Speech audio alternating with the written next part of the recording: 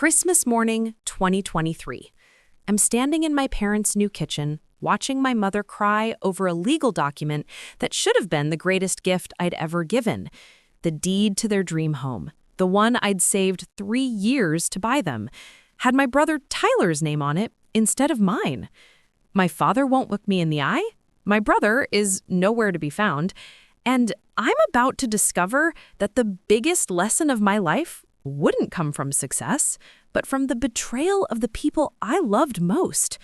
This is the story of how losing everything taught me what I was truly capable of. Before we jump back in, tell us where you're tuning in from, and if this story touches you, make sure you're subscribed, because tomorrow I've saved something extra special for you. The fluorescent lights in the accounting firm's break room hummed their familiar tune as I stared at my bank statement on that cold February morning in 2020. 26 years old, and I had exactly $847 in my checking account. My student loans were breathing down my neck at $1,200 a month. My studio apartment in downtown Portland cost me $1,800, and I was living off ramen noodles and determination. But it wasn't my own financial struggles that kept me awake at night. It was the phone call I'd gotten from my mother, Susan James, 3 days earlier. "Aliyah, honey," her voice had trembled through the phone. "We got another notice from the bank. We have 6 months before they foreclose on the house." The house. The modest 2-bedroom ranch in Salem, Oregon, where I'd grown up, where my father, David James, had built a tree house for Tyler and me in the backyard oak tree, where my mother had taught me to bake her famous chocolate chip cookies every Sunday after church, where Tyler had practiced guitar late into the night, dreaming of becoming a musician, while I studied for my CPA exams at the kitchen table. My parents had bought that house in 1987 for $89,000 with a 30-year mortgage. They should have owned it outright by now, but life had other plans. Dad's construction company had gone under during the 2008 recession. Mom's part-time job at the local library barely covered groceries. They'd refinanced twice, taken out a home equity loan to help Tyler through his entrepreneurial phase, which mostly consisted of failed band ventures and get-rich-quick schemes that never materialized. Now, at 58 and 56 respectively, my parents faced the unthinkable, losing the only home they'd ever known. I had grown up watching my parents sacrifice everything for Tyler and me. Dad worked double shifts, missing school plays and soccer games just to keep food on the table. Mom took on extra hours at the library, cataloging books until her fingers cramped, so we could afford new school clothes each fall. They'd given us everything, and now they had nothing to show for it except debt and heartbreak. That morning in the break room, surrounded by the smell of burnt coffee and the chatter of my coworkers discussing weekend plans, something crystallized inside me. I wasn't going to let my parents lose their home. I was going to buy them a new one. The idea seemed impossible. I was barely keeping my own financial head above water. But as I sat there, running numbers in my head with the precision that had made me successful in my accounting career, a plan began to form. I pulled out my phone and opened a banking app, then another, then my investment account. I started calculating every dollar I could possibly access. My 401k had $12,000. Not much, but it was something. My emergency fund had been depleted to $3,000 after a car repair the previous month. I had about $2,000 in credit card debt that I was slowly paying down. But I was young, I was capable, and I had something Tyler never seemed to possess: unwavering determination and financial discipline. The numbers were daunting, but they weren't impossible. Houses in decent neighborhoods near my parents were going for around $250,000 to $300,000. With a conventional loan, I'd need at least 10% down plus closing costs. That meant I needed approximately $35,000 to $40,000 to make this dream a reality. I pulled out a new notebook. I'd always been a pen and paper planner, and wrote at the top of the first page, Operation Home Sweet Home. Below that, I created 3 columns: current assets, potential income increases, and timeline. Under current assets, I listed everything. Checking, $847. Savings, $3,000. 401k, $12,000. Early withdrawal penalties would apply. Tax refund coming, $1,800. Credit available, $8,000. Not ideal, but a backup. Total immediately available, approximately $25,000 if I was willing to take the 401k penalty and max out my credit. Under potential income increases, I got creative. Side consulting for small businesses, I'd been considering this anyway. Tax preparation during tax season, extra $200 to $300 per return, selling items I no longer needed, taking on overtime hours at the firm, moving to a cheaper apartment, could save $400 to $500 per month. I estimated I could potentially increase my monthly income by $1,500 to $2,000 through these efforts. The timeline was the crucial piece. My parents had 6 months before foreclosure proceedings would begin in earnest. I needed to have everything ready by August 2020 to give them a new home before they lost their current one. That gave me 6 months to save an additional $10,000 to $15,000 beyond what I currently had access to. It would be tight, but it was possible. During my lunch break that day, I drove to a quiet spot by the Willamette River and called my parents. My mother answered on the second ring. "Hi, sweetheart. How's work going?" "Mom," I said, my voice steadier than I felt, "I want you to stop worrying about the house situation." "Oh, Aliyah, you don't need to concern yourself with our problems. Your father and I will figure something out." "No, Mom, listen to me. I'm going to buy you and Dad a new house." The silence stretched for so long, I thought the call had dropped. Finally, my mother's voice came back, thick with emotion. "Honey, that's incredibly sweet, but you can't possibly—" "I can, and I will. I've already started planning. I need you to trust me on this." "Aliyah, we can't let you do that. You have your own life, your own future to think about." "My future includes making sure that two people who sacrificed everything for Tyler and me don't lose their home. You raised me to take care of family, didn't you?" I could hear my father's voice in the background asking what was happening. Mom must have put the phone on speaker because suddenly his familiar baritone filled the car. "Aliyah, your mother told me what you're thinking. We appreciate the thought, but we can't accept such a huge gesture from you."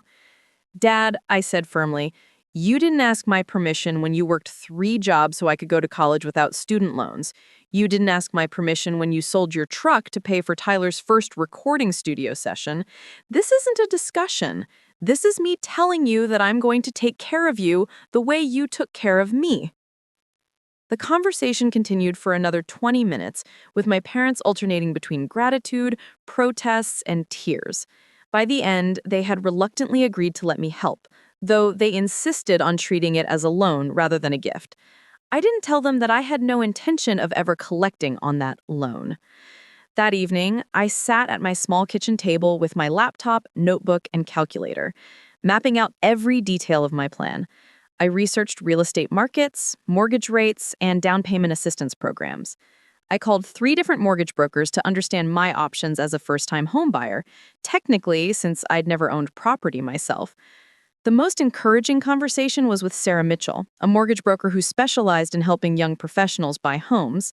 She explained that there were first-time homebuyer programs that could reduce my down payment requirement to as little as 3%, and that my steady employment history and good credit score would work in my favor. The key, Sarah told me, is demonstrating consistent income and savings discipline. If you can show steady progress over the next few months, we should be able to find a program that works for you. By 11 p.m., I had a detailed action plan mapped out.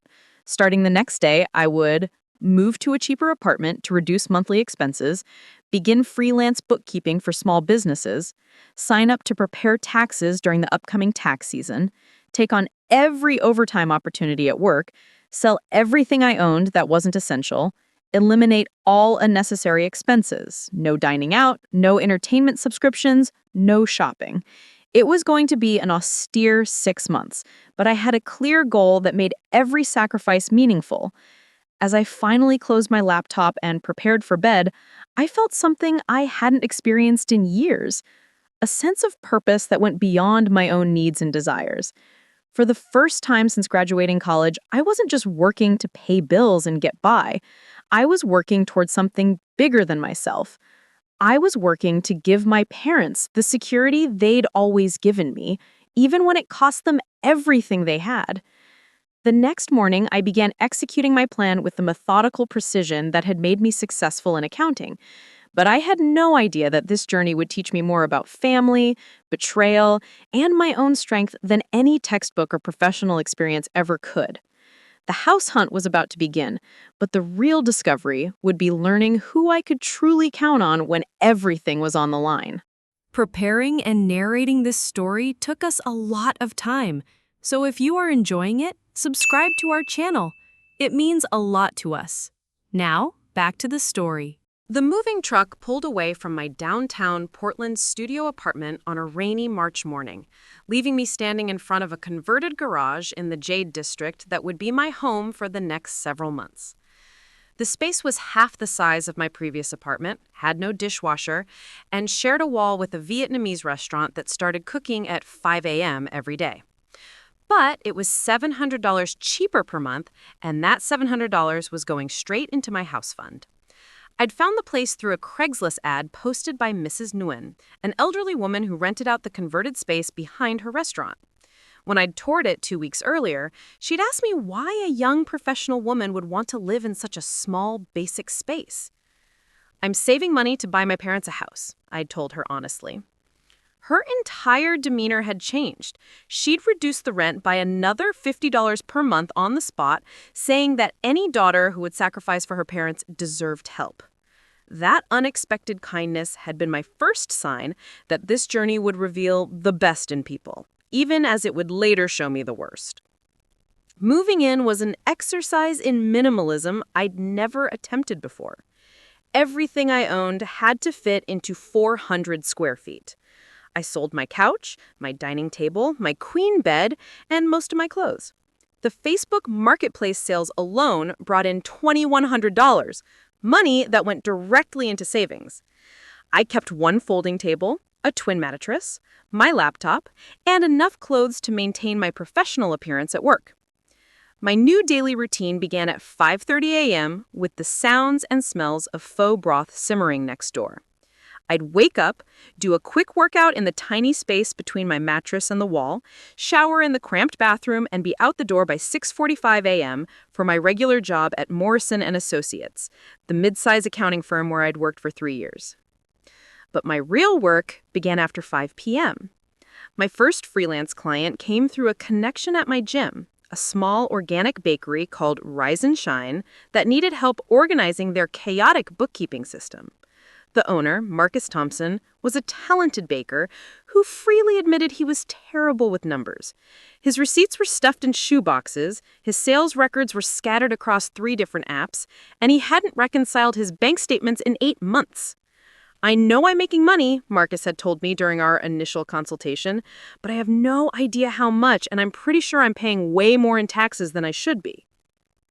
I spent my first weekend of freelance work sitting in his bakery after hours, surrounded by the lingering scent of fresh bread, organizing 2 years of financial chaos into a system that actually made sense.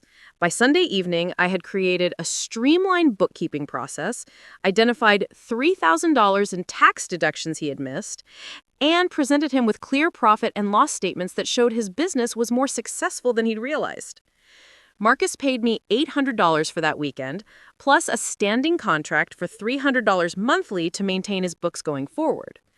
More importantly, he was so impressed with my work that he recommended me to 3 other small business owners in his network.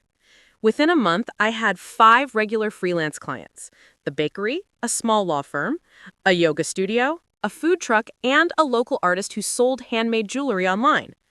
Between them, I was bringing in an additional $1,400 per month, money that made the cramped living conditions and 7-day work weeks feel worthwhile. The tax preparation season provided another income boost. I'd gotten my certification years earlier, but had never used it. Now, I spent evenings and weekends during February and March preparing returns for anyone who would hire me. I charged $75 for simple returns and up to $200 for complex ones involving small business income. My first client was Mrs. Nguyen, my landlord. Her tax situation was surprisingly complicated. She owned the restaurant, the rental property, and had multiple investment accounts. It took me 6 hours to sort through everything, but I was able to get her a $2,800 refund that she hadn't expected. Word spread through the Vietnamese community in the neighborhood. Soon, I was preparing returns for restaurant owners, shopkeepers, and their extended families. My small apartment became a weekend tax office, with clients sitting on my one folding chair while I worked on my laptop at the folding table. By April 15th, I'd prepared 47 tax returns and earned $4,900 in additional income. Combined with my freelance bookkeeping, my side hustles were generating almost $2,000 per month, more than I dared to hope for it when I'd first made my calculations. But the real breakthrough came from an unexpected source: my regular job. Jennifer Morrison, the founding partner of our firm, had noticed that I was consistently staying late and taking on additional projects. During my quarterly review in March, she'd asked me directly about my increased dedication. "You've always been a reliable Aya, but lately you seem to be operating on a different level. Is everything okay at home?" I debated how much to share, but decided honesty was the best approach. I told her about my parents' situation and my goal to buy them a house within the next few months. Jennifer had listened without interruption, nodding occasionally. When she finished, she was quiet for a long moment. "That's remarkable," she'd finally said. "Most people your age are focused entirely on their own lives. The fact that you're willing to sacrifice this much for your parents says everything I need to know about your character." 2 weeks later, she called me into her office with an unexpected proposition. "We've been considering expanding our services to include more small business consulting. Based on your recent performance and your obvious entrepreneurial drive, I'd like to offer you a new role: senior associate with a focus on small business development. It comes with a $15,000 salary increase and the opportunity to bring your existing freelance clients into the firm's portfolio." The promotion was beyond anything I had expected. Not only would it increase my regular income significantly, but it would legitimize my freelance work and potentially provide more clients through the firm's existing network. I accepted immediately. By May, my financial picture had transformed dramatically. My base salary had increased from $52,000 to $67,000 annually. My freelance work, now operating under the firm's umbrella, was generating another $24,000 per year. My frugal living situation meant I was saving nearly $2,800 per month, double my original projections. Most importantly, Sarah Mitchell, my mortgage broker, had been tracking my progress and confirmed that I was well on track to qualify for a home loan by late summer. "Your savings discipline has been exceptional," she told me during a check-in call. "With your increased income and the money you've already saved, you'll be able to put down 15% on a home in the $275,000 to $300,000 range. That puts you in a strong position to find something really nice for your parents." The house hunting began in earnest in June. I spent my weekends driving through neighborhoods in Salem, Lake Oswego, and Milwaukee, areas that would give my parents the suburban comfort they were used to, but with better access to medical facilities and shopping as they aged. My criteria were specific: 3 bedrooms, so Tyler could visit comfortably, 2 bathrooms, a garage for my father's tools, and a yard where my mother could plant her beloved roses. The house needed to be move-in ready because I didn't want my parents dealing with renovation stress, and it had to be in a safe neighborhood with good walkability. The search was more challenging than I had anticipated. Portland's real estate market was competitive, with many houses receiving multiple offers within days of listing. I looked at 17 houses over 6 weekends, putting in offers on 4 of them, only to be outbid each time. It was discouraging, but Sarah reminded me that finding the right house was like finding the right job. It only took one yes to make everything worthwhile. That yes came on a sunny Saturday in July when I toured a charming 1,950-square-foot ranch-style home in Milwaukee. The house had been built in 1978, but had been meticulously maintained by its original owners, an elderly couple who were moving to assisted living. It had gleaming hardwood floors, an updated kitchen with granite countertops, a master suite with a walk-in closet, 2 additional bedrooms, and a beautifully landscaped backyard with mature fruit trees and established rose bushes. The moment I walked through the front door, I could envision my parents living there. My father would love the two-car garage and the workshop space in the basement. My mother would spend hours tending to those roses and maybe finally have space for the vegetable garden she'd always talked about. The asking price was $285,000, right in my target range. I submitted an offer that same day for $288,000, along with a personal letter explaining that I was buying the house for my parents who were facing foreclosure on their longtime family home. 3 days later, the sellers accepted my offer. I called my parents from the real estate agent's office, unable to contain my excitement. Mom, Dad, I have incredible news. I found it. I found your house. The conversation that followed was filled with tears, gratitude, and disbelief. My parents kept asking if I was sure, if I could really afford it, if I understood what I was taking on. I've never been more sure of anything in my life, I told them. This house is perfect for you. You're going to love it. What I didn't know was that Tyler had been listening to the entire conversation from the extension in their bedroom, and that he was already making plans of his own for the house I'd worked so hard to buy. The mortgage process was like learning a foreign language in real time. I'd thought getting the house under contract would be the hardest part, but I quickly discovered that was just the beginning. Sarah Mitchell had warned me that first-time home buying involved a steep learning curve, but nothing could have prepared me for the avalanche of paperwork, inspections, and financial scrutiny that followed. My dining room table, which was really just my folding table, became command central for what felt like the most important project of my life.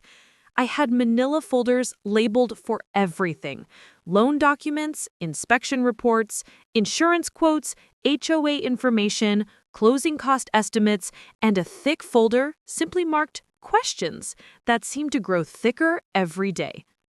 The home inspection was scheduled for the first Tuesday in August. I took a personal day from work to be there, wanting to understand every detail about the house I was buying for my parents.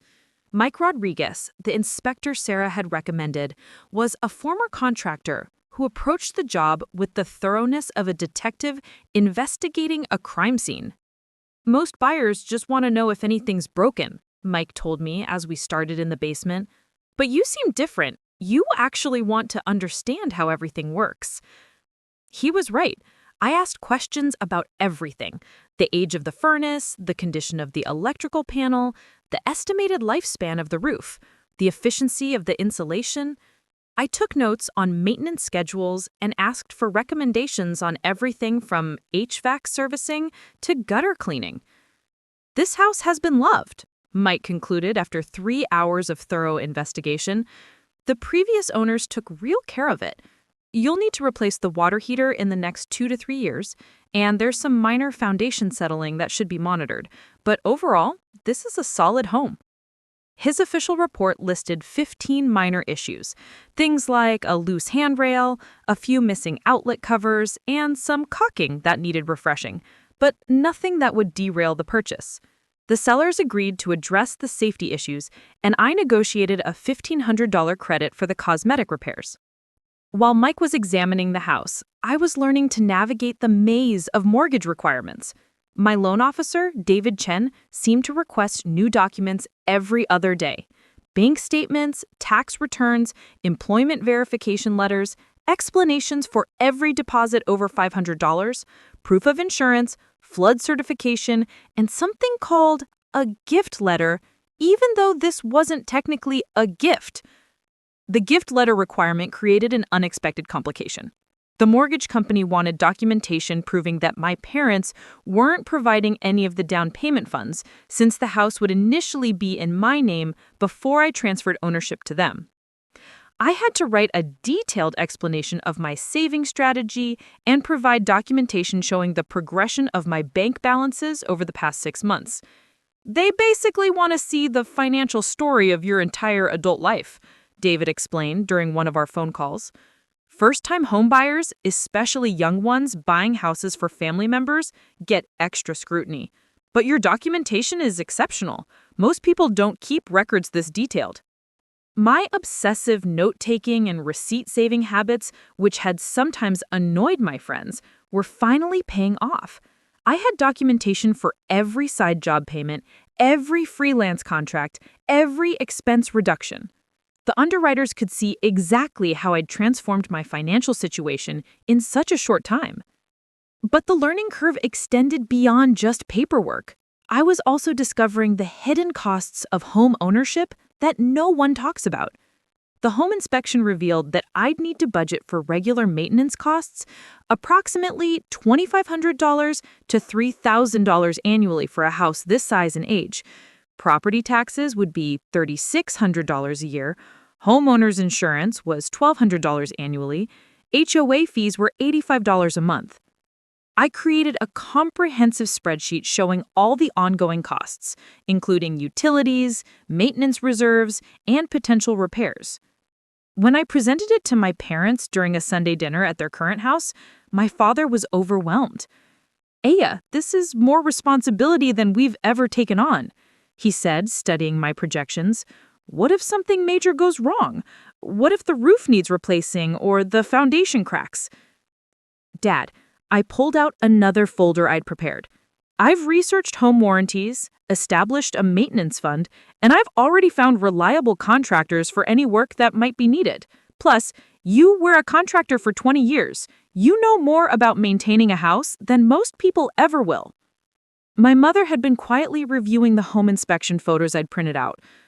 "The kitchen is beautiful," she said softly. "And look at these rose bushes. They're exactly like the ones I had to leave behind when we moved to the rental house after my father's business closed." That was the first time my parents had directly mentioned what they'd lost during the 2008 recession. They'd owned a larger house then, a 4-bedroom colonial with a big backyard where Tyler and I had spent our teenage years. When Dad's construction company failed and they couldn't make the mortgage payments, they'd sold it at a loss and moved to the smaller ranch they were now in danger of losing. "You deserve roses again, Mom," I told her. "You deserve a kitchen where you can bake without worrying about whether the oven will break down. You deserve a place that's yours, that no one can take it away from you." The conversation shifted to practical matters.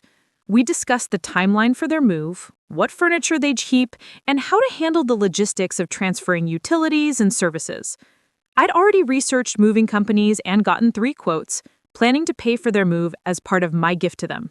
Tyler joined us for dinner that night, which was unusual. He'd been largely absent from family gatherings for the past year, supposedly focused on his latest business venture, something involving cryptocurrency that he was always vague about when asked for details. "So you're really doing this," he said to me as Mom served her famous pot roast. "Buying them a whole house." "I am," I replied, unsure why his tone seemed slightly off. "It's been a lot of work, but we're almost at the finish line." "Must be nice to be in a position to make such grand gestures," he continued. "Some of us are still trying to get our own lives together." My father gave Tyler a sharp look. "Your sister has worked incredibly hard to make this possible. She's been living in a space the size of our garage and working 7 days a week for months." "I'm not criticizing," Tyler said quickly. "I'm just saying it's impressive. Not everyone could pull off something like this." Later, as I was helping Mom with the dishes, she mentioned Tyler's comment.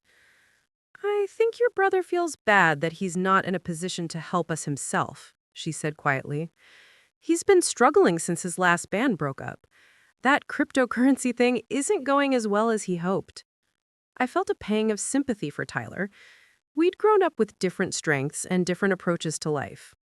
I was the planner, the saver, the one who colored inside the lines.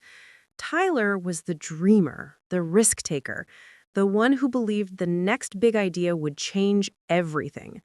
Neither approach was wrong, but mine had turned out to be more practical for this particular situation. Maybe once Mom and Dad are settled, I can help Tyler figure out his next steps. When you're not worrying about losing your house, maybe we can all focus on helping him find something that works. The closing was scheduled for August 28th, exactly 6 months after I'd first made my promise to my parents. As the date approached, I found myself both excited and nervous. I'd never signed legal documents involving this much money. I'd never been solely responsible for a financial commitment of this magnitude. Sarah walked me through what to expect at closing. I'd need to bring a cashier's check for $31,847, the down payment plus closing costs. I'd sign approximately 40 different documents. The sellers would hand over the keys, and then legally, I'd own a house. The plan was for my parents to take possession immediately after closing, but the house would remain in my name until I could work with a real estate attorney to transfer ownership to them properly. This approach would avoid any potential tax implications and ensure everything was handled correctly. 3 days before closing, I got an unexpected call from Tyler. "Hey, Yaya," he said, his voice unusually formal. "I wanted to talk to you about something, about the house situation." "What about it?" "Well, I've been thinking, since you're buying this house for Mom and Dad, and since I'm the oldest son, maybe it would make more sense for the deed to be in my name instead of yours." I was so surprised by the suggestion that I didn't respond immediately. I mean, traditionally, property passes through the male line, and since I'll probably inherit it eventually anyway, it might simplify things to just put it in my name from the beginning. "Tyler," I said carefully, "I don't think you understand how this works. I'm the one who saved the money, got approved for the mortgage, and went through the entire buying process. The house has to be in my name initially because I'm the one financially responsible for it." "Right, but after that, after you buy it, we could transfer it to me instead of Mom and Dad. I could be responsible for it." Something in his tone made me uneasy, but I couldn't quite put my finger on what it was. "Let's focus on getting Mom and Dad moved in first. We can discuss the long-term plan later." I didn't know that Tyler had already discussed his plan with someone else entirely, someone who was very interested in the legal technicalities of property ownership and had been giving him advice on how to approach the situation. Someone who had convinced him that he deserved a bigger role in the house that love built. The closing day arrived with an unseasonably cool morning for late August. I woke up at 5 a.m. in my tiny converted garage apartment, not because of the faux kitchen next door, but because I couldn't sleep. Today, I would officially become a homeowner, or rather, I would become the owner of my parents' future home. I'd laid out my clothes the night before, a navy blue blazer, crisp white blouse, and my most professional-looking pants. This felt like the most important business meeting of my life, and I wanted to look the part. The cashier's check for $318,470 was in a manila envelope in my purse. More money than I'd ever held responsibility for at one time. The closing was scheduled for 10 a.m. at the title company's office in downtown Milwaukee. I arrived 15 minutes early, clutching my folder of documents and trying to calm my nerves with deep breathing exercises I'd learned from YouTube videos. Sarah Mitchell was already there, reviewing paperwork with the title officer, Linda Walsh, a woman in her 50s who had the calm efficiency of someone who'd shepherded thousands of people through this process. "Ready to become a homeowner, Aya?" Linda asked with a warm smile.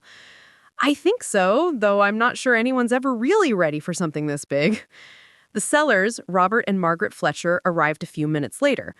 They were the elderly couple who'd maintained the house so lovingly for 45 years. Margaret walked with a cane and moved slowly, but her eyes were bright with intelligence and kindness. "You're the young woman buying this house for her parents," Margaret said, taking my hand in both of hers. "Robert and I think that's just wonderful. We raised 3 children in that house, and it makes us so happy to know it's going to another loving family." As we sat around the conference table, Linda began walking me through each document. Purchase agreement, loan documents, deed of trust, hazard insurance binder, HOA agreements, and at least 30 other forms that required my signature or initials. "This is your promissory note," Linda explained, pointing to a particularly intimidating document. "This is your legal promise to repay the $253,000 loan over 30 years. Your monthly payment will be $1,347, including taxes and insurance." Seeing that number in black and white was sobering. For the next 30 years, I'd be responsible for that payment every single month. But as I signed my name, I thought about my parents sleeping peacefully in their new home, never again worrying about foreclosure notices or losing the roof over their heads. The commitment felt meaningful rather than scary. The most emotional moment came when the Fletchers signed their documents. Margaret's hand shook slightly as she transferred ownership of the only home she'd known as an adult. "We raised our babies there," she said quietly to me. "We celebrated every Christmas morning in that living room. Robert proposed to me in the backyard under the apple tree that's still there." "Your house is going to create new memories now," I told her. "My parents are going to love it the way you did." Robert handed me a small wrapped box. He said, "We wanted you to have something. It's not much, but we thought it was appropriate." Inside was a vintage brass key. Not functional, but decorative, engraved with the words, "Home is where love lives." "That hung in our kitchen for 40 years, Margaret explained. "We'd love for your parents to have it." By 11:30 a.m., all the documents were signed, all of the funds had been transferred, and Linda handed me a set of keys that felt impossibly heavy in my palm. "Congratulations, Aya. You are now the official owner of 2847 Maple Street." I called my parents from the parking lot, my voice shaking with emotion. "It's done. I have the keys. The house is ours." My mother started crying immediately. My father's voice was thick when he said, "Aya, we will never, ever be able to thank you enough for this." "You don't need to thank me. You gave me everything. This is just me returning the favor." We agreed to meet at the house at 2 p.m. for their first official walkthrough as the new residents. I had one stop to make first. I drove to a local hardware store and had 3 additional sets of keys made. One for my parents, one for me to keep as backup, and, after a moment's hesitation, one for Tyler. Despite his strange comments about property ownership, he was still family, and I wanted him to feel welcome in the home that I bought for us all. When I arrived at the house, ahead of my parents, I let myself in and walked through the empty rooms one more time. Without the Fletcher's furniture, it looked bigger, but also somehow more full of possibility. I could envision exactly how my parents would arrange their belongings, where my mother's piano would go, which room would become my father's workshop. But more than that, I felt a profound sense of accomplishment that went beyond the financial achievement. For my entire adult life, I'd been focused on my own goals, my own career, my own needs. This was the first time I'd undertaken something purely for other people, and the satisfaction was unlike anything I'd ever experienced. My parents arrived in their old pickup truck, followed unexpectedly by Tyler in his beat-up Honda. I was surprised to see him. He hadn't mentioned coming to the walkthrough, but pleased that he wanted to be part of this moment. "Welcome home," I said, handing my parents their keys. My mother's hands were shaking as she unlocked the front door. She stepped inside, looked around the living room with its gleaming hardwood floors and large windows, and burst into tears. "It's so beautiful," she whispered. "It's so much more than we ever dreamed of." My father was examining the craftsmanship with his contractor's eye, running his hands along the trimwork and checking the quality of the flooring. He said, "Whoever maintained this house knew what they were doing. This is solid construction. This will last." We spent the next hour exploring every room, closet, and corner. My mother was already planning where her rose garden would be expanded, and my father was measuring the garage to see how his tools would fit. Tyler wandered through the house more quietly, occasionally making comments about the features or asking questions about the neighborhood. "So, what's the plan now?" Tyler asked as we gathered in the kitchen. "How does the ownership thing work?" I pulled out a folder I'd prepared with information from the real estate attorney I'd consulted the previous week. "The house is in my name for now," I explained, "but I'll be transferring ownership to Mom and Dad within the next month. There are some tax considerations we need to handle properly, but essentially, they'll own it free and clear." "Free and clear?" Tyler looked confused. "But you have a mortgage on it." "I have a mortgage on it," I clarified, "but I'm gifting the house to them. So from their perspective, they own it outright. I'll continue making the mortgage payments." "That seems complicated," Tyler said. What if something happens to you? What if you can't make the payments? It was a fair question, and one I'd thought about extensively. I have life insurance that would pay off the mortgage if something happened to me. And I've structured my finances so that even if I lost my job, I'd have at least 8 months of mortgage payments in reserve. My parents exchanged a look that I'd seen before, the same expression they'd worn when they'd tried to talk me out of this plan in the first place. Avia, my father said carefully, this is an enormous financial responsibility for you to take on alone. Tyler's right. What if something changes in your life? What if you want to buy your own house someday? This is more important than my own house, I said firmly. Besides, I've learned so much about real estate through this process, I'll be in a much better position to buy my own place when the time is right. Tyler was studying the ownership documents I'd shown them. You know, he said slowly, there might be a simpler way to handle this.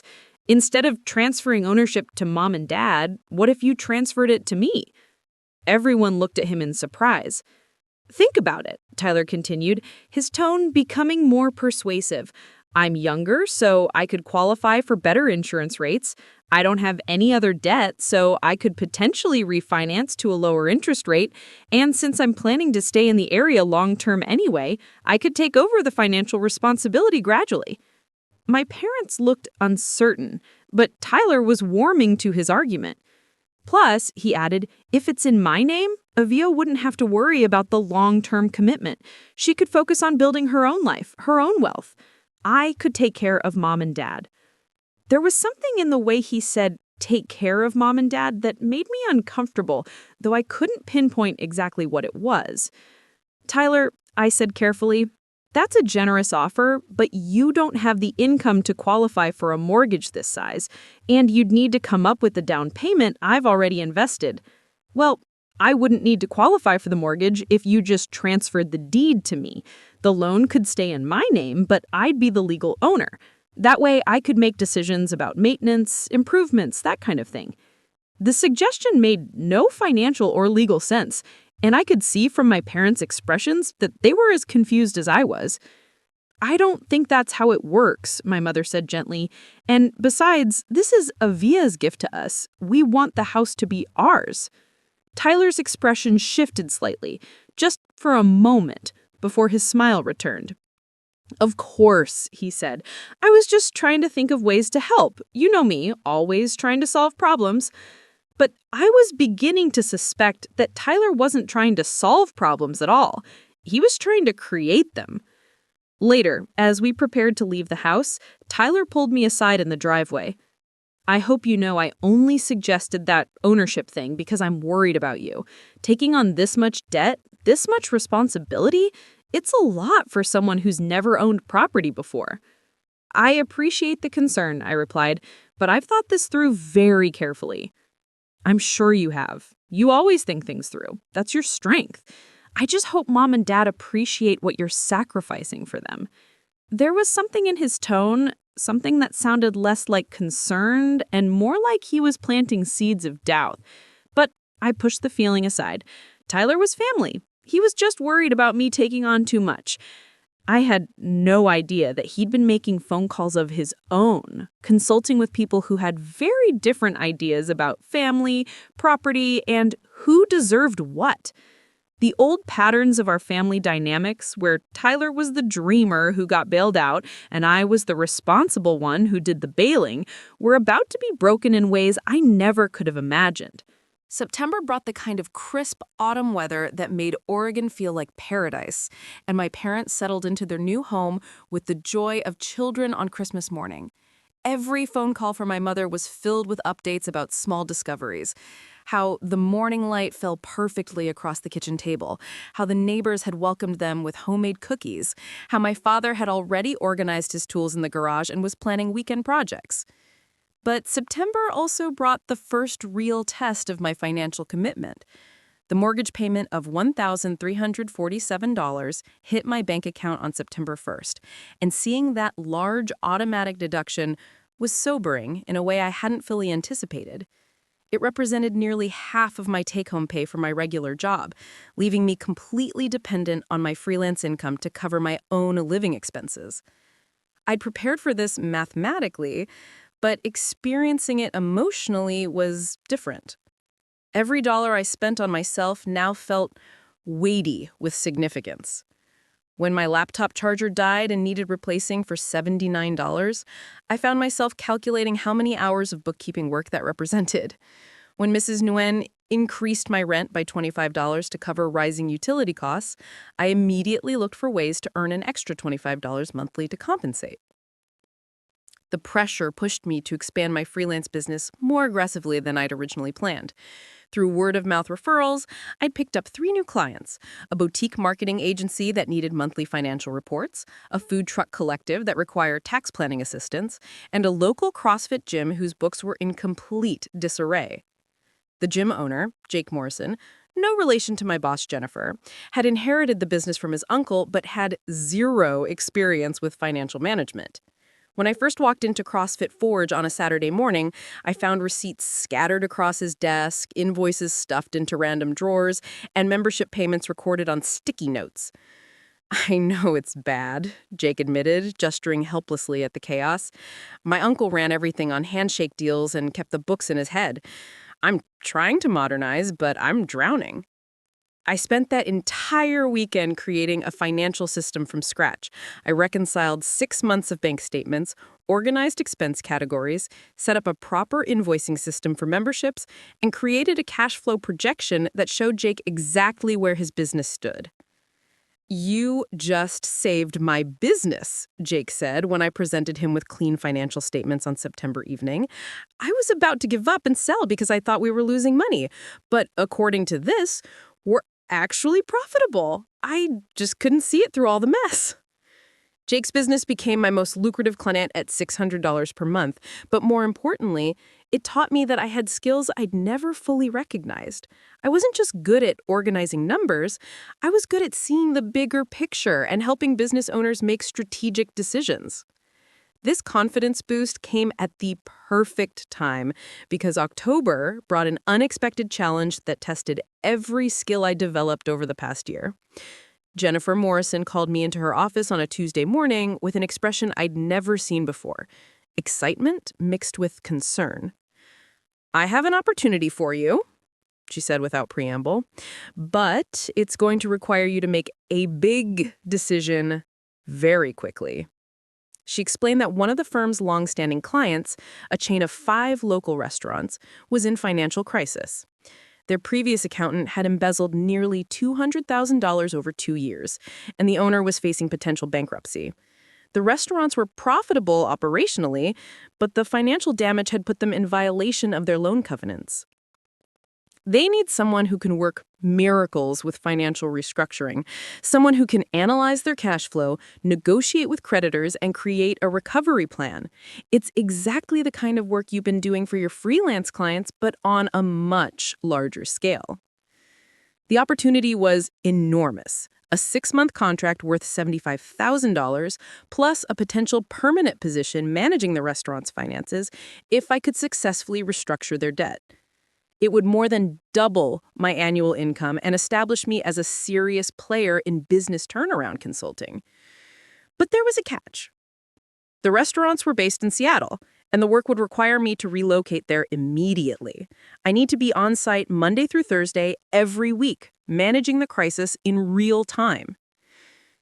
I know the timing is complicated with your parent situation, but this is a career-defining opportunity. If you can pull this off, you'll never have to worry about making mortgage payments again. I asked for 24 hours to consider the offer, but my mind was already racing through the implications. Moving to Seattle, even temporarily, would mean leaving my parents just as they were settling into their new home. It would mean giving up my established freelance clients in Portland. Most significantly, it would mean trusting that my support system could handle any problems that arose with the house while I was away. That evening, I drove to my parents' house to discuss the opportunity with them. I found my mother in the backyard tending to the rose bushes she had already begun expanding, and my father in the garage building custom shelving for his workshop. "This is incredible, Aya," my mother said after I had explained the Seattle opportunity. "This is exactly the kind of career advancement you deserve." My father was more practical in his concerns. What about the mortgage payments? What if something goes wrong with the house while you're in Seattle? I'd already thought through the logistics. I can set up automatic payments for everything, and you two know more about maintaining a house than I do. If there's a real emergency, I'm only 3 hours away. But what about your freelance clients here? Won't you lose that income? Some of them I can service remotely, others I might have to transition to other accountants. But if this Seattle contract works out, I won't need the freelance income anymore. We talked through every angle of the decision, but I could see that both my parents were excited for me despite their concerns. They'd spent their entire lives putting their children's opportunities ahead of their own comfort, and they weren't going to stop now. Tyler arrived as we were finishing dinner, which was becoming a more frequent occurrence.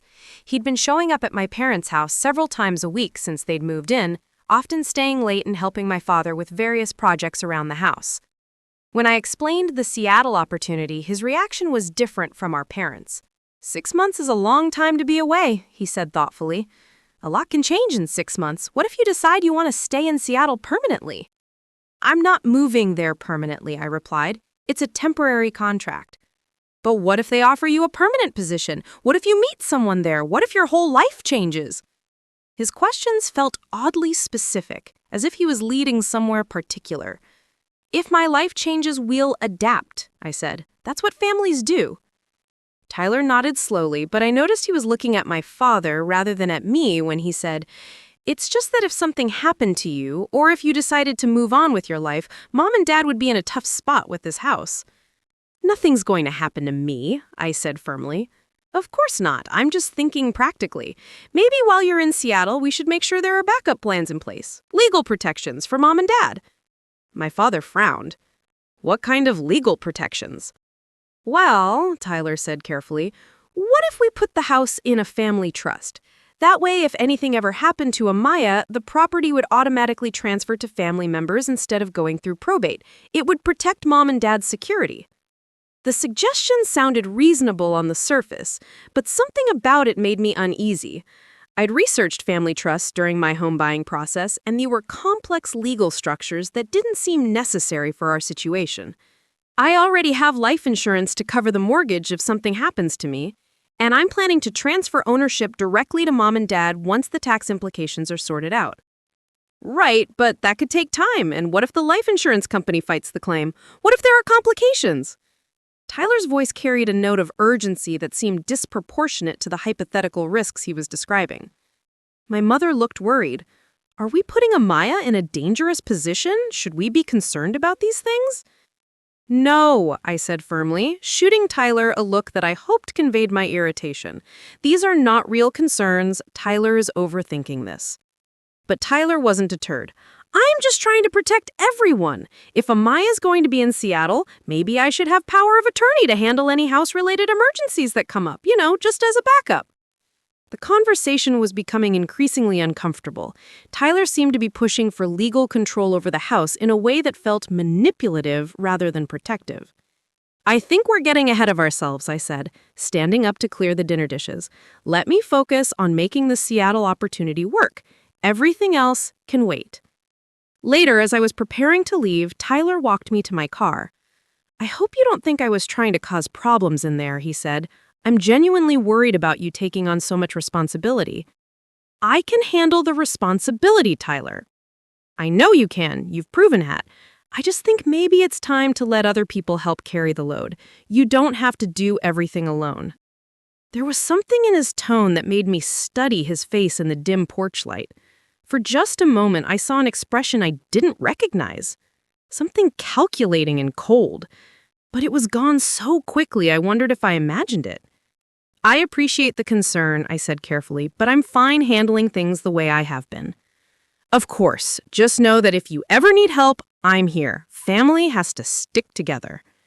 As I drove home that night, I found myself thinking about Tyler's behavior over the past few weeks.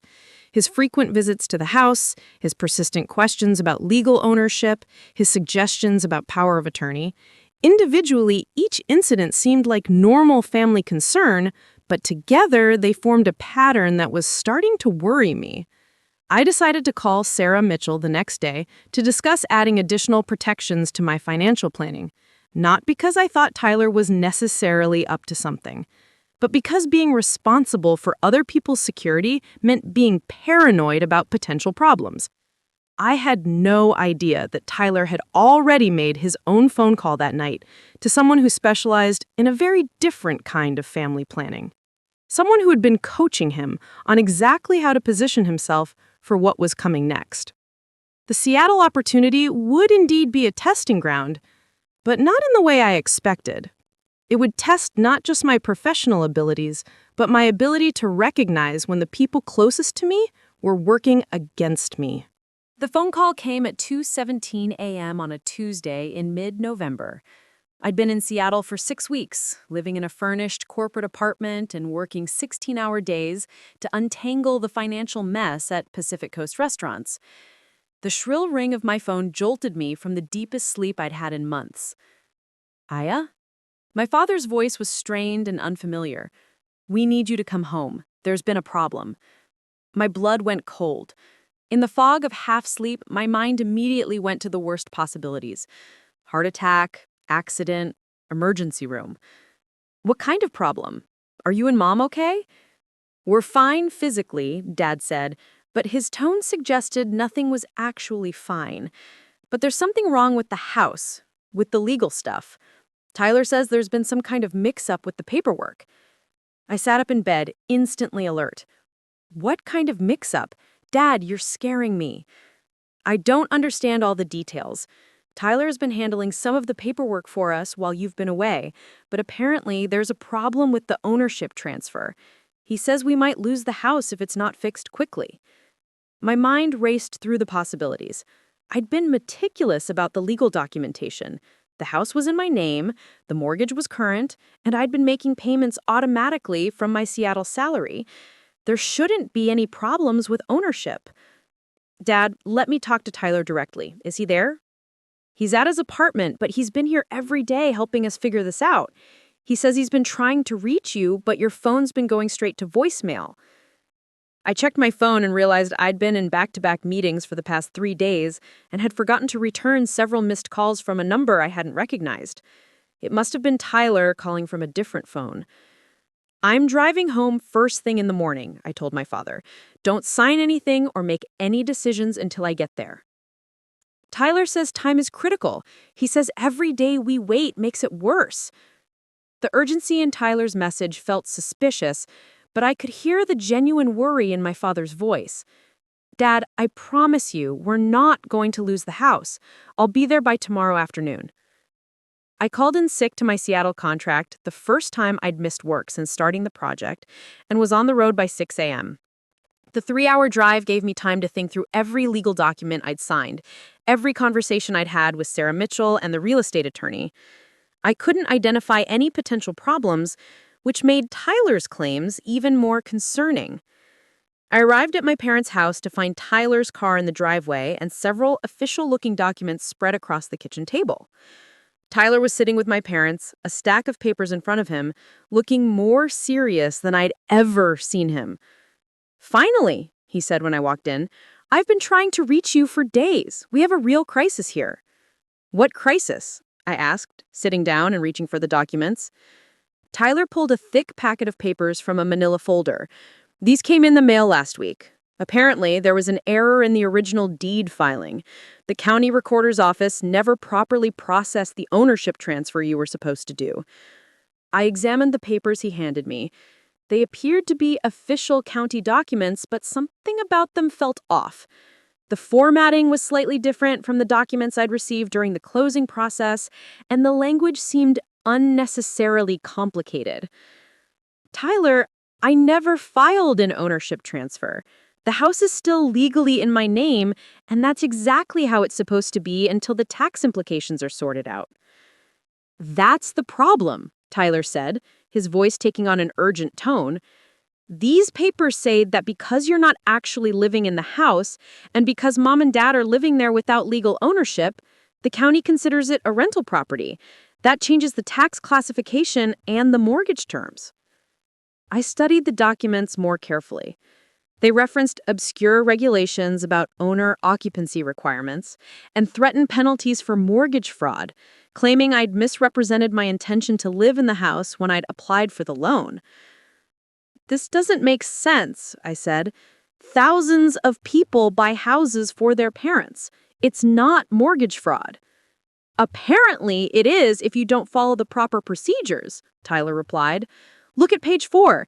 It says we have 30 days to either transfer the deed to actual residents of the property, or you have to move back and establish the house as your primary residence."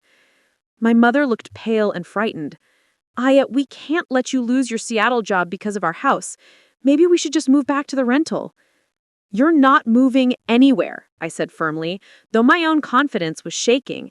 "Let me call Sarah Mitchell and get some expert advice on this." Tyler leaned forward. "I already called 3 different real estate attorneys. They all said the same thing. The fastest way to resolve this is to transfer the deed to mom and dad immediately, but because of your income and the mortgage situation, that could trigger a tax event that would cost thousands of dollars." So, what are you suggesting? Tyler exchanged a glance with my parents before continuing. There is one solution that would avoid the tax implications and resolve the occupancy issue. We could transfer the deed to me temporarily, since I'm family and I don't have any other real estate holdings. Then once your Seattle contract is finished and everything settles down, I could transfer it to mom and dad. Every instinct I had was screaming that something was wrong with this plan, but the legal documents in front of me seemed legitimate, and my parents were looking at me with such worry and trust. "Tyler, you don't have the income to qualify for mortgage responsibility." "I wouldn't be taking over the mortgage," he explained, "just the deed. You'd still be responsible for the loan payments, but the county would see that a family member who could potentially live in the house holds the title." I pulled out my phone to call Sarah Mitchell, but Tyler stopped me. "I already called her office," he said. "She's in Hawaii for 2 weeks on vacation. Her assistant said they can't provide legal advice on urgent matters while she's away." The timing felt too convenient, but I was running out of options. The documents clearly stated a 30-day deadline, and we were already 8 days into that period, according to Tyler's timeline. "I need to see these original documents that supposedly came from the county," I said. Tyler produced an envelope with an official-looking county seal. They came registered mail. I had to sign for them because mom and dad weren't home. I examined the envelope carefully. The postmark was local, the return address matched the county recorder's office I remembered from my closing documents, and Tyler's signature was clearly visible on the receipt. But something still felt wrong. In all my research about home buying, I'd never encountered regulations like the ones described in these documents. The language was technical enough to sound official, but vague enough to be confusing. "I want to call the county recorder's office directly and confirm these requirements," I said. "I already did," he replied quickly. "I spent 3 hours on the phone with them yesterday. They confirmed that these are legitimate regulations that were updated 6 months ago. Most people don't run into this issue because most people live in the houses they buy." My father spoke up for the first time since I'd arrived. "Amaya, if Tyler's willing to help us by temporarily holding the deed, maybe we should let him. You've already sacrificed so much for us. We don't want this house to ruin your career opportunity in Seattle." Looking at my parents' worried faces, I felt the weight of responsibility that had been driving me for the past year. I'd promised them security, and now that security seemed threatened by bureaucratic complications I'd never anticipated. "If we do this," I said slowly, "it has to be completely temporary, and I want everything documented in writing. Exactly when the deed transfers back to mom and dad, exactly what Tyler's responsibilities are, everything." Tyler nodded eagerly. "Of course! I'll prepare all the documentation. We just need to move fast because of the deadline. And I want to be present for the deed transfer. I'm not signing anything without reading every word and understanding every implication." "Absolutely. I already made an appointment with a notary for Thursday. That gives us time to prepare all the paperwork properly." As I drove back to Seattle that evening to wrap up my work responsibilities before the deed transfer, I couldn't shake the feeling that I was making a terrible mistake.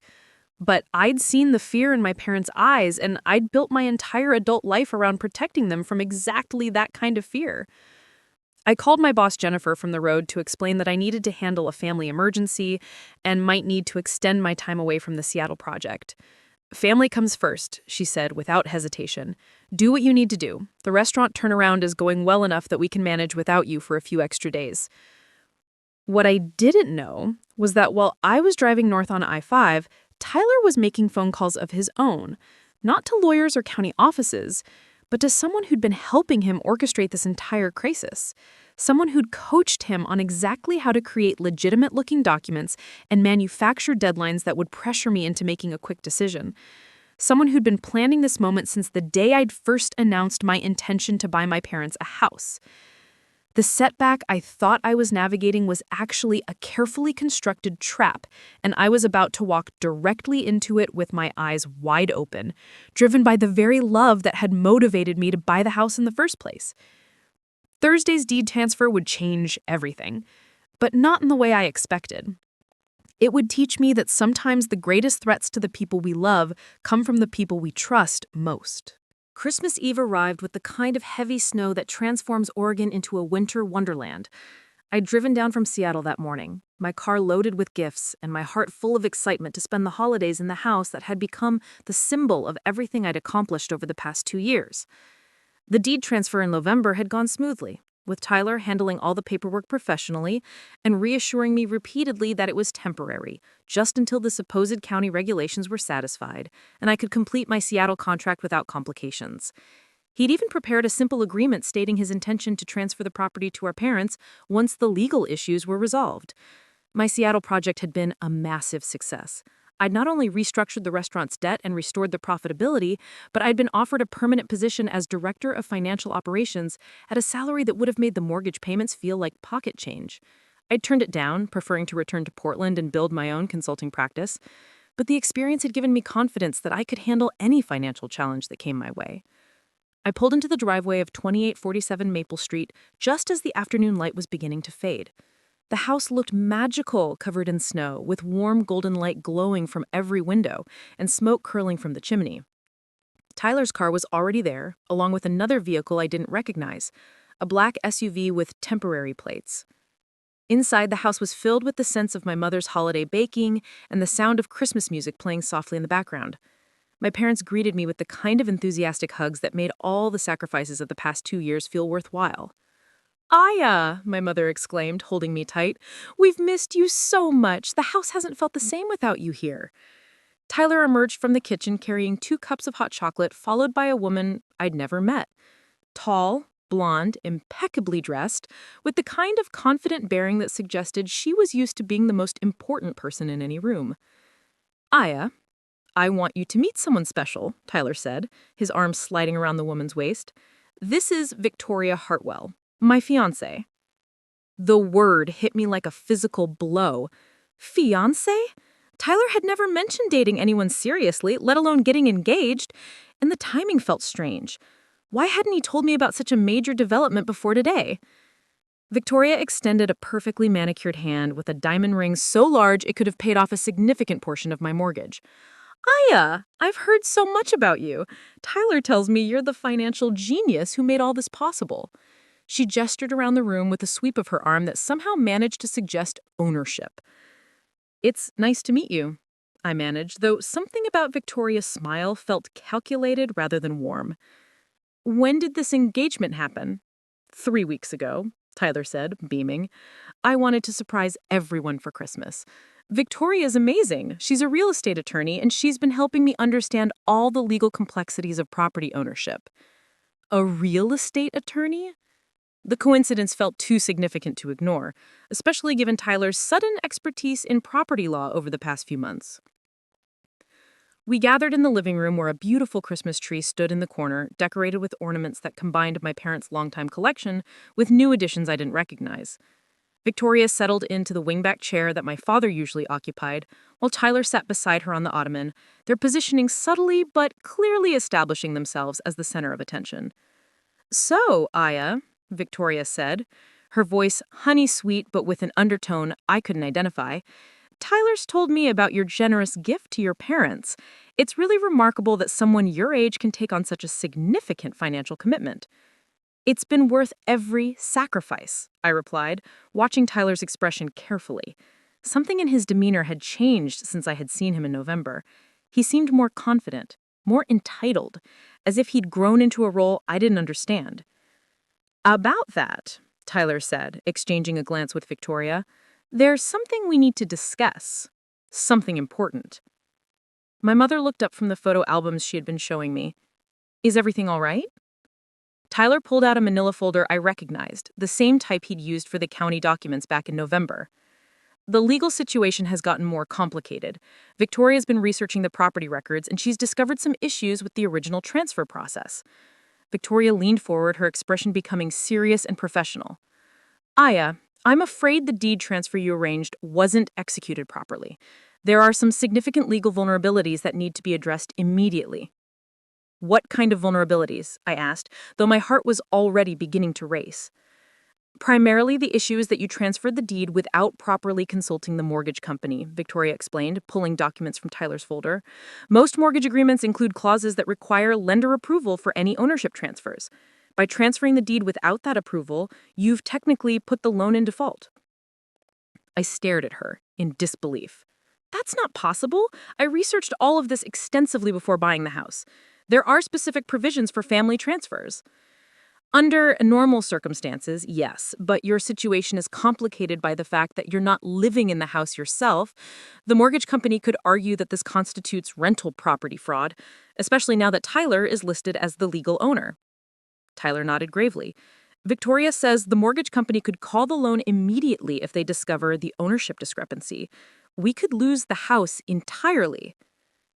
My parents were looking increasingly frightened, the same expression they'd worn when Tyler first presented his fabricated county crisis. But this time I was armed with more experience and significantly less trust. Victoria, I said carefully, what's your proposed solution to this supposed problem? She smiled, but it didn't reach her eyes. The cleanest resolution would be for Tyler to formally assume both the deed and the mortgage responsibility. As his fiancé, I could co-sign the loan, which would strengthen the application and potentially allow us to refinance at a better rate. Us? I repeated. Tyler and me. We're planning to marry in the spring, and we've discussed making this house our permanent residence. Your parents would be welcome to stay, of course, but having Tyler and me as the legal owners would resolve all the regulatory issues. The audacity of the suggestion took my breath away. They were proposing to take over the house I'd sacrificed everything to buy, and they were framing it as doing my parents a favor. That's very generous, I said slowly, but I think I'll get a second opinion from my own attorney before we make any major changes. Tyler's expression shifted almost imperceptibly. Aya, we don't have time for lengthy legal consultations. Victoria says the mortgage company has already begun reviewing property transfers in this area. Every day we wait increases the risk. It was the same manufactured urgency he'd used in November, and this time I recognized it for what it was. Manipulation, designed to prevent me from verifying their claims. I stood up and walked to the mantelpiece, where my parents had displayed the vintage brass key the Fletchers had given me, the one engraved with "Home is where love lives." As I looked at it, everything crystallized. Tyler, I said, turning to face him directly, show me the original county documents from November, the ones that supposedly created this whole crisis in the first place. Why? Victoria's already reviewed all of that. She says, I want to see them myself. Right now. Tyler hesitated, exchanging a glance with Victoria that confirmed my growing suspicions. I don't have them with me. They're at my apartment. Then let's go get them, because I'm beginning to think those documents never existed. The silence that followed was deafening. My parents looked confused, Tyler looked cornered, and Victoria looked like she was calculating her next move. Aya, Victoria said carefully, I think you're letting emotion cloud your judgment. Tyler's only trying to protect your parents' security. By stealing the house I bought for them? The words hung in the air like an accusation that couldn't be taken back. Tyler stood up, his facade finally cracking. I'm not stealing anything. I'm the one who's been here, taking care of them, handling all the day-to-day responsibilities, while you've been playing big shot in Seattle. Taking care of them in the house I'm paying for, with the mortgage that comes out of my bank account every month? That was your choice. Tyler's voice was rising now. You made that grand gesture without asking anyone if they wanted to be beholden to you for the rest of their lives. My mother gasped. Tyler, that's not... It's okay, Mom, I said quietly. Let him finish. I want to hear all of it. Tyler seemed to realize he'd revealed more than he intended, but Victoria placed a hand on his arm encouragingly. You've held this house over everyone's heads since the day you bought it. Mom and Dad can't make any decisions about their own home because technically it's not their home. It's yours. They're just guests in a house their daughter owns. So your solution is to make them guests in a house their son stole. I didn't steal anything. The deed is legally in my name. I've been maintaining the property. I've been here for every repair and every crisis. If anyone deserves to own this house, it's me. The room fell completely silent. My parents stared at Tyler as if they'd never seen him before. Victoria watched the confrontation with the detached interest of someone observing a business negotiation. And I felt something shift inside me that I'd never experienced before. A combination of heartbreak, fury, and absolute clarity about who Tyler really was. You're right. The deed is in your name. Congratulations, Tyler. You've successfully manipulated your way into owning the house that love built.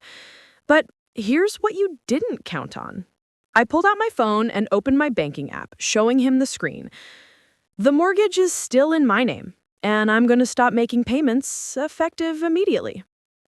You want to own the house? Figure out how to pay for it yourself. Tyler's face went pale. You can't do that. It will ruin your credit. My credit will recover. Your reputation won't, because I'm going to make sure everyone knows exactly how you acquired this property. I turned to my parents, who were holding each other and looking devastated. Mom, Dad, I'm sorry this happened. I'm sorry my love for you was used as a weapon against all of us. But I want you to know, Tyler might own the deed, but this will never be his house. Houses aren't made of legal documents. They're made of sacrifice and integrity and genuine care for other people. I picked up the brass key from the mantelpiece and handed it to my mother. Home is where love lives, I said, reading the engraving out loud. Tyler and Victoria might live here, but they'll never have a home here because they don't understand what love actually means. As I walked toward the door, Tyler called after me desperately. Aya, wait, we can work something out. We can figure this out as a family. I turned back one last time, looking at my brother, really looking at him and seeing a stranger. We're not family, Tyler. Family doesn't steal from each other. Family doesn't manipulate each other's love and use it as a weapon. I walked out into the snow, leaving behind the house I'd sacrificed everything to buy, but taking with me something far more valuable. The knowledge of who I really was and what I was capable of achieving when I stopped trying to fix other people and started focusing on building my own life. 6 months later, I bought my own house, a charming craftsman in Portland's Alberta district that I could afford easily on my thriving consulting income. My parents visit every Sunday for dinner, and we never talk about Tyler or 2847 Maple Street. The house that love built became the foundation for building something even stronger, a life based on authentic relationships, clear boundaries, and the understanding that sometimes the most loving thing you can do is walk away from people who mistake your kindness for weakness. Tyler still lives in the house, but he's never figured out how to make the mortgage payments. The foreclosure notice arrived 3 months ago. Sometimes love really is the only thing that can make a house a home, and without it, even the most beautiful house becomes just an expensive pile of lumber that no one can afford to maintain. The greatest gift my brother ever gave me wasn't intentional. It was teaching me the difference between people who deserve my love and people who deserve my boundaries. That lesson was worth far more than any house could ever be. Up next, you've got two more standout stories right on your screen. If this one hits the mark, you won't want to pass these up. Just click and check them out. And don't forget to like, subscribe, and turn on the notification bell so you don't miss any upload from us.